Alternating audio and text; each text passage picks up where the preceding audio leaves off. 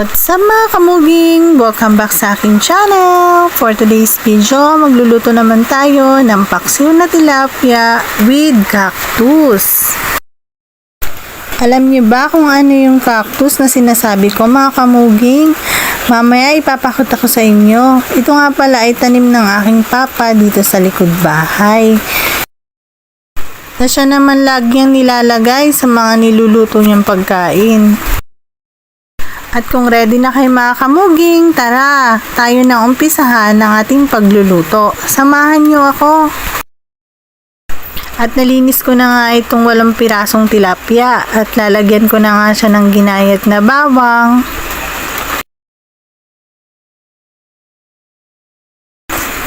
sibuyas,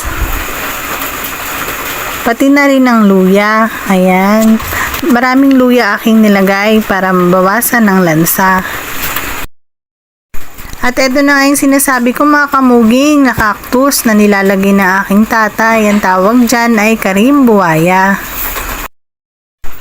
Nung una ay parang ayaw ko, pero nung natikman ko ay masarap pala. Ayan, nilagyan ko na nga siya ng asin.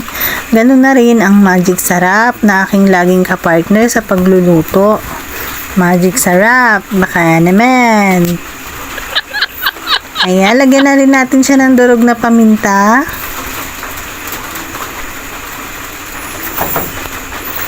Ayan, ganun din ang buong paminta. Ayan, tag-isang pakete po ang aking nilagay. Sunod na rin natin ang suka. Ayan, tansya-tansya lamang po. Depende sa asim na gusto natin. Ganun din, nilagyan ko rin siya ng isang basong tubig para merong konting sabaw. Nilagay ko na rin po ang siling green. At pwede na po nating isalang. Ayan, at kapag kumukulo na ang ating pinaksiw na tilapia, lalagyan ko po ito ng mantika. Ayan, isa rin pong nagpapasarap sa lasa ng ating nilutong paksiw na tilapia.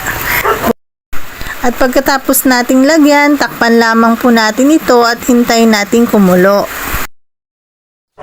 At ayan na mga kamuging, luto na ang ating pinaksiw na tilapia with cactus. Ayan, maraming salamat po sa inyong panonood mga kamuging. Hanggang sa muli. Salamat po sa inyong suporta. Goodbye and God bless po sa atin mga kamuging. Bye!